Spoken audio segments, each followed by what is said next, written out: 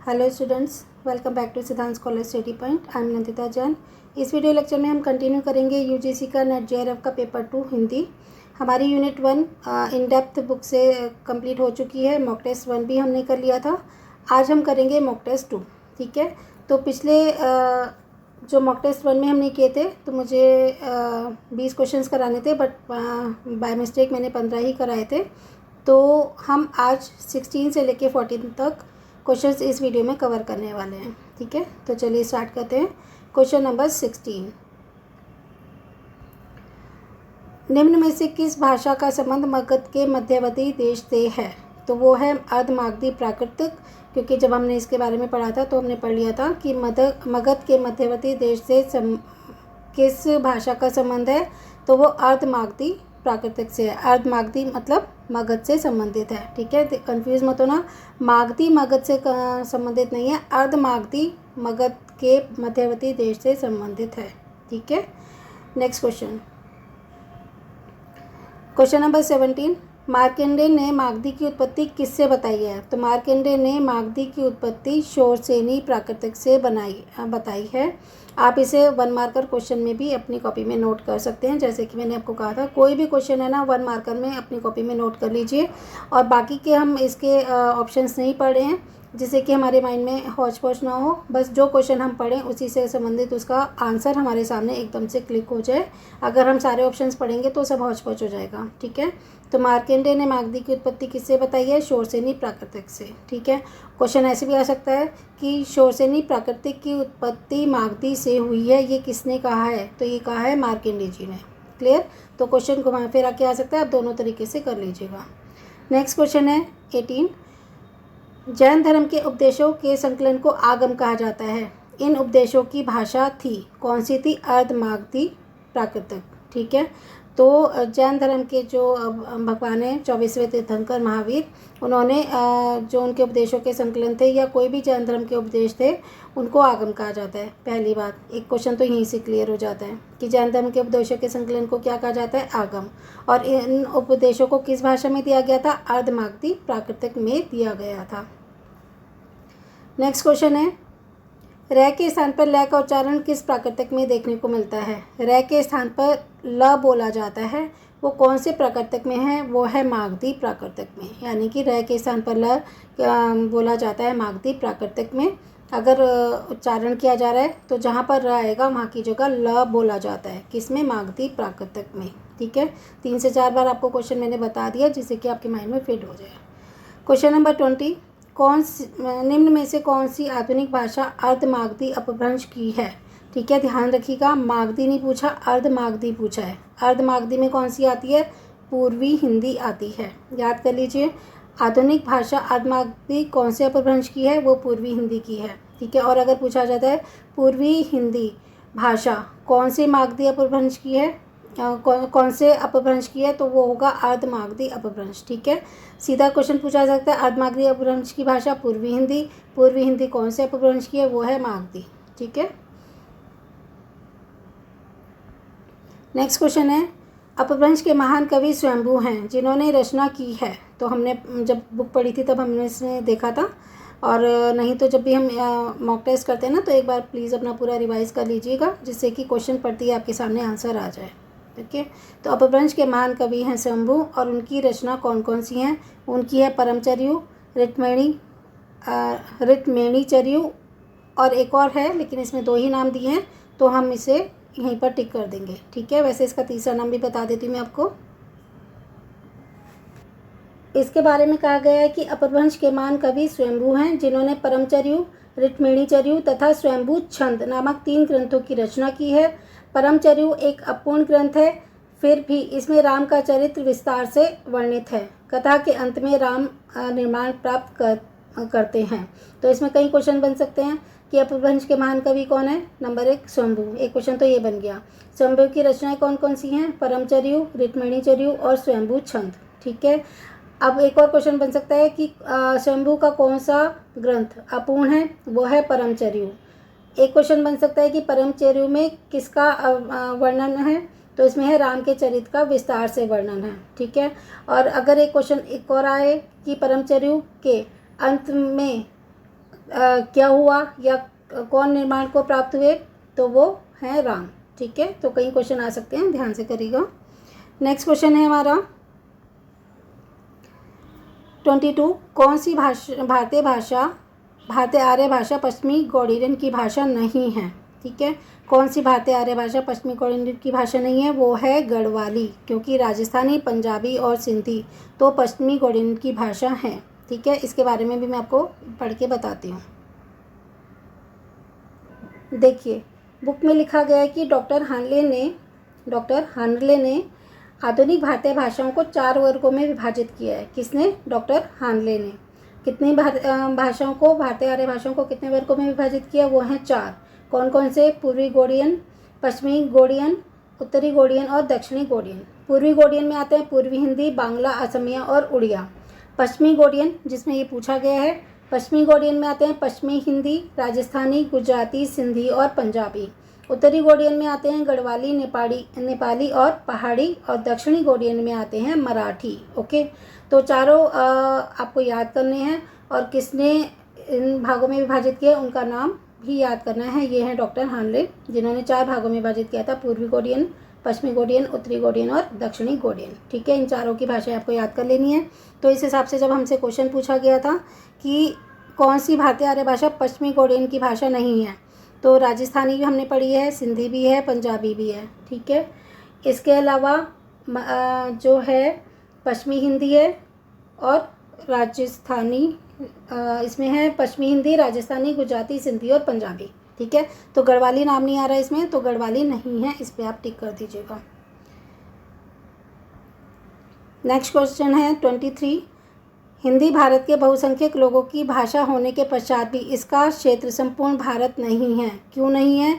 क्योंकि राजनीतिक स्वार्थ हितों के कारण इसे कुछ ही राज्यों में मान्यता प्राप्त की गई है, बाकी राज्यों में इसको मान्यता नहीं दी गई है। आजकल भी हिंदी और साउथ का आपस में विवाद चल रहा है कि उसमें हिंदी, बॉलीवुड जो है वो हिंदी फिल्में बनाता है और साउथ की फिल्में बनाता है, साउथ भाषा की, दक्षिण भाषा की, तो वहाँ पर हिंदी को इतनी मान्यता प्राप्त नहीं है, तो इसमें भी थोड़ा सा विवाद चल रहा है। तो क्या है हमारा आंसर? राजनीतिक स्वार्थ हितों के कारण इसे कुछ ही राज्यों में मान्यता प्राप्त है, सब राज्यों में प्राप्त नहीं है। ठीक है, तो क्वेश्चन फिर से बता देते हैं एक बार कि हिंदी भारत के बहुसंख्यक लोगों की भाषा होने के पश्चात भी इसका संपूर्ण भारत क्षेत्र नहीं है, क्योंकि बहुत सारे लोग हिंदुस्तान में हिंदी बोलते हैं, लेकिन फिर भी संपूर्ण भारत में ये राष्ट्रभाषा नहीं बनी है। ये सिर्फ मातृभाषा और राजभाषा है, ध्यान रखिएगा, राष्ट्रभाषा नहीं बनी है, क्योंकि राजनीतिक स्वार्थ हितों के कारण इसे कुछ ही राज्यों में मान्यता प्राप्त हुई है।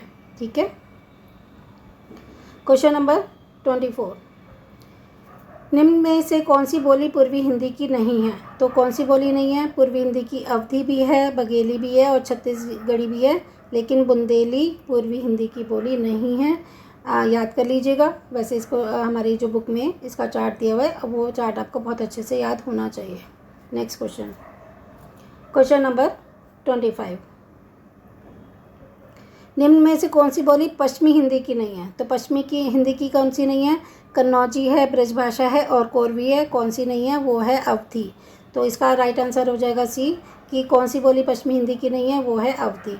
ठीक है, क्वेश्चन नंबर 26, बेटा गाड़ी जैसे द्वित व्यंजना का प्रयोग किस बोली की प्रमुखता है? जैसे 2 बार इसमें ट आया, 2 बार इसमें ड आया, इसको द्वित व्यंजन कहा जाता है। 2 बार रिपीट होते हैं, एक बार आधा और एक बार पूरा। ओके, तो बेटा गाड़ी जैसे द्वित व्यंजनों का प्रयोग किस बोली की प्रमुखता है? वो है पश्चिमी हिंदी की खड़ी बोली की विशेषता।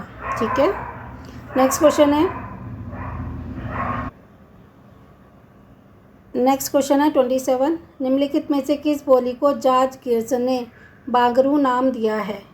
जॉर्ज गियर्सन ने बागरू नाम किस बोली को दिया है? वो दिया है हरियाणवी को। Okay, next question number 28, Bundelkhand क्षेत्र में बुंदेली बोली जाती है, यह बोली उत्तर प्रदेश में कहाँ बोली जाती है? तो बुंदेलखंड क्षेत्र में बुंदेली बोली जाती है, और बुंदेली बोली उत्तर प्रदेश में कहाँ बोली जाती है? वो बोली जाती है झांसी और उरई में। ठीक है, याद कर लीजिएगा इसे। बुंदेली बोली उत्तर प्रदेश के किस क्षेत्र में बोली जाती है? वो है झांसी और उरई। क्वेश्चन नंबर 29, निम्न में से कन्नौजी का क्षेत्र है, कन्नौजी कहाँ कहाँ पे बोली जाती है? वो बोली जाती है फर्रुखाबाद और हरदोई में। ठीक है, नोट्स बना लीजिए। वैसे ये सारे चार्ट्स हमारी कॉपी में बुक में हैं, आप उसको एक तरफ इकट्ठा कर लीजिएगा, या फिर जब सारे क्वेश्चंस हो जाएंगे तो सारे चार्ट की मैं एक अलग वीडियो बना दूंगी, उसमें सारे चार्ट्स मैं आपको दे दूंगी जिसमें आप लर्न कर सको। ठीक है, तो निम्न में कन्नौजी का क्षेत्र है कौन कौन से? फर्रुखाबाद और हरदोई, यहाँ पर कन्नौजी बोली जाती है। नेक्स्ट क्वेश्चन है, निम्न में राजस्थानी बोली की हिंदी की बोली है, निम्न में राजस्थानी हिंदी की बोली कौन सी है? राजस्थानी हिंदी की बोली कौन कौन सी हैं? मारवाड़ी, मेवाती और ढूंढारी। ठीक है, तो मारवाड़ी, मेवाती और ढूंढारी राजस्थानी हिंदी की बोलियां हैं। तो जब ये तीनों ही हैं तो हमारा आंसर आ जाएगा ये सभी, यानी कि डी होगा राइट आंसर। इसलिए सारे ऑप्शन देखने के बाद ही टिक लगाइएगा। मारवाड़ी, मेवाती और ढूंढारी राजस्थानी हिंदी की बोलियां हैं, तो इसका हमारा आंसर आ जाएगा डी, मीन्स ये सभी। नेक्स्ट क्वेश्चन है 31 क्वेश्चन में कहा गया है कि चरणदास की शिष्या दयाबाई और सहजोबाई राजस्थानी हिंदी की किस बोली में रचना करती थी? ये इंपॉर्टेंट क्वेश्चन है, कई बार आ जाता है। तो चरणदास की शिष्या थी दयाबाई और सहजोबाई, वो राजस्थानी हिंदी की बोलियों में रचना क्या करती थी? तो राजस्थानी हिंदी की कौन सी बोली में रचना करती थी? वो करती थी मेवाती में। ओके, नेक्स्ट क्वेश्चन है 32, बिहारी हिंदी की कौन सी बोली बिहार में से अधिक उत्तर प्रदेश राज्य में बोली जाती है? कि बिहारी हिंदी की वो कौन सी बोली है जो बिहार से ज़्यादा उत्तर प्रदेश के राज्य में बोली जाती है? वो है भोजपुरी। ठीक है, तो भोजपुरी है तो बिहारी हिंदी की बोली, लेकिन ये बिहार से भी ज़्यादा उत्तर प्रदेश के राज्य में बोली जाती है। क्वेश्चन नंबर है 33, निम्न में से कौन सी क्षेत्र मैथिली बोली के हैं? मैथिली कहाँ कहाँ पे बोली जाती है? वो बोली जाती है दरभंगा, शिवहर और पूर्णिया में। ओके, तो मैथिली बोली के क्षेत्र कौन कौन से हैं? वो हैं दरभंगा, शिवहर और पूर्णिया, मीन्स सी इसका राइट आंसर होगा। क्वेश्चन नंबर 34, पहाड़ी हिंदी का विकास हुआ है। पहाड़ी हिंदी का विकास किससे हुआ है? वो है खस प्राकृतिक से। ये हमारे चार्ट में साफ साफ लिखा हुआ है, तो याद कर लीजिएगा, पहाड़ी हिंदी का विकास खस प्राकृतिक से हुआ है। वर्नाइलर क्वेश्चन में भी आप इसे लिख सकते हैं। क्वेश्चन नंबर 35, निम्नलिखित में से किन भाषाओं को मध्यकाल में साहित्यिक भाषाओं का दर्जा प्राप्त था? यानी कि इनसे क्या पूछा गया है कि मध्यकाल में साहित्यिक भाषाओं का दर्जा प्राप्त किन किन भाषाओं को था? वो था ब्रजभाषा और अवधी, क्योंकि मध्यकाल में ब्रजभाषा और अवधी में ही ज़्यादातर साहित्य लिखे जाते थे। ओके, तो मध्यकाल में साहित्यिक भाषाओं का दर्जा प्राप्त था ब्रजभाषा और अवधी भाषाओं को। क्वेश्चन नंबर 36, दक्कनी भाषा मूलतः थी कहाँ की? 14वीं-15वीं सदी की खड़ी बोली। तो दक्कनी भाषा जो थी ना, वो कब बोली जाती थी ज़्यादातर? 14वीं से 15वीं सदी की खड़ी बोली में ये दक्कनी भाषा मूलतः थी। ठीक है, नेक्स्ट क्वेश्चन,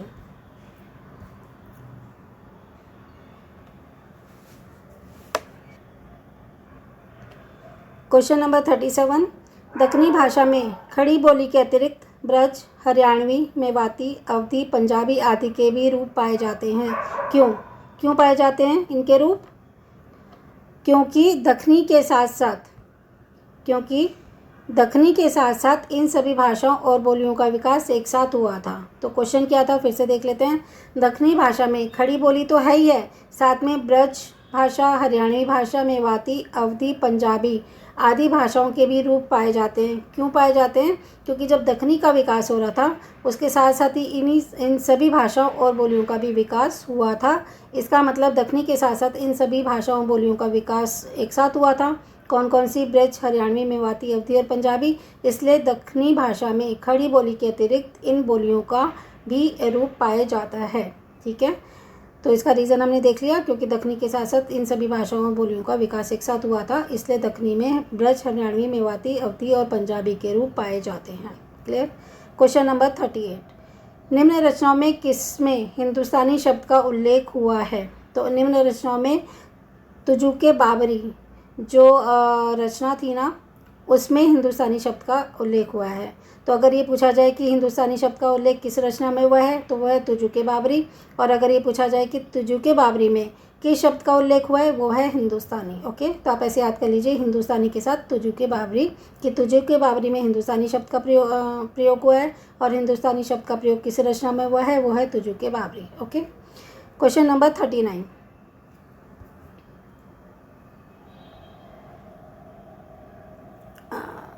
39। मानक भाषा मुख्यतः होती है। मानक भाषा किसकी कैसी होती है? जो परिनिष्ठित हो, शुद्ध हो और परिमार्जित हो। ठीक है, तो मानक भाषा कौन सी भाषा कहलाती है? जो बिल्कुल परिनिष्ठित हो, ठीक है, शुद्ध भी हो और परिमार्जित हो, उस भाषा को मानक भाषा कहा जाता है। ठीक है, नेक्स्ट क्वेश्चन है हमारा क्वेश्चन नंबर 40। इसमें कहा गया है कि कौन से अनुच्छेद में हिंदी को संघ की राजभाषा व देवनागरी को लिपि के रूप में मान्यता मिली थी? हमने अनुच्छेद वाला पूरा पोर्शन पढ़ा था, हिंदी की संवैधानिक स्थिति, वो वाली वीडियो आप देख सकते हैं। उसमें मैंने सारा पूरा ढंग से बताया हुआ है कि कौन से अनुच्छेद में क्या हुआ था। तो इसमें क्वेश्चन पूछा गया कि कौन से अनुच्छेद में हिंदी को संघ की राजभाषा और देवनागरी को लिपि के रूप में मान्यता मिली थी? वो है अनुच्छेद 343, यानी कि 343। बहुत इंपॉर्टेंट अनुच्छेद है, इसको बहुत ध्यान से देखिएगा, इसमें से क्वेश्चन आता है। ठीक है, इसके अलावा भी कोई और क्वेश्चन बन सकता है, तो उसको अच्छे तरीके से आप पढ़ लीजिएगा। तो इस वीडियो में हमारे 40 क्वेश्चंस कवर हो गए हैं। नेक्स्ट वीडियो में हम अगले 20 क्वेश्चंस लेंगे। हम इसके सारे क्वेश्चंस कवर करेंगे क्योंकि डिटेल में हमने पढ़ लिया है पूरा चैप्टर। क्वेश्चन भी धीरे धीरे करेंगे और फिर 2014 से लेकर 2019 तक के जो क्वेश्चंस हैं वो एक साथ यहाँ पे कलेक्टेड हैं इसी बुक में, वो कर लेंगे। उसके अलावा फिर 2004 से लेकर 2021 तक के मेरे पास और भी क्वेश्चंस हैं, क्योंकि बहुत सारे सेट बनते हैं। एक सेट तो बनता नहीं है, एक सुबह भी होता है, एक शाम को भी होता है। ठीक है, तो 2 शिफ्टों में होता है, तो बहुत सारे सेट होते हैं, हर एक के 2-2। जैसे दिसंबर और जून, उनके भी 2-2 सेट। तो बहुत सारे क्वेश्चंस हमारे पास हैं, तो ये भी हम कर लेंगे। लेकिन पहले एक बार अपना कोर्स कवर कर लें। पहला चैप्टर हमारा लगभग हो गया क्वेश्चंस होते ही। फिर हम सेकंड चैप्टर पर करेंगे। टोटल अरिहंत की बुक में हिंदी भाषा का जो हमारा कोर्स है उसके 20 चैप्टर्स हैं, तो हम सारे वो डिटेल में पढ़ लेंगे। और फिर उसके क्वेश्चन आंसर भी बाद में, मॉक टेस्ट भी होंगे और आपको सैम्पल पेपर भी प्रोवाइड कराए जाएंगे। ठीक है, तो प्लीज़ अपनी स्टडी बहुत ढंग से कीजिएगा और अपने UGC नेट के हिंदी के पेपर को और साथ में फ़र्स्ट पेपर को भी बहुत अच्छे नंबर से क्लियर कीजिएगा, क्योंकि फ़र्स्ट पेपर की रिवीजन प्रिपरेशन भी मैं आपको करा रही हूँ। उसमें हमारा फर्स्ट चैप्टर भी चल रहा है और 10th चैप्टर भी यूनिट चल रही है। तो अगर आपको फर्स्ट पेपर की वीडियोज़ देखनी है तो भी आप हमारे चैनल पर विजिट करके उन्हें देख सकते हैं। ठीक है, उसके भी 10th चैप्टर का मॉक टेस्ट स्टार्ट हो चुका है। तो चलिए मिलते